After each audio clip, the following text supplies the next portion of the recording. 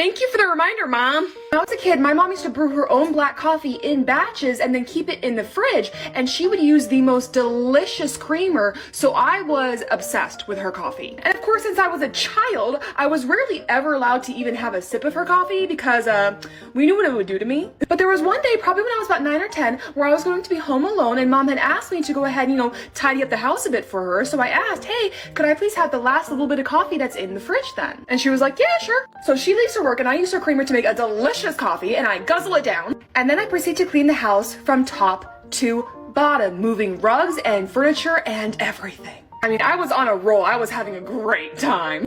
Right up until I try to sit down and relax after cleaning all day and watch some cartoons, and I can't physically sit down. Did I mention that her coffee was like jet fuel? I ended up getting really scared that I couldn't sit down and calling Mom at work going, what's wrong with me? And Mom was like, never again.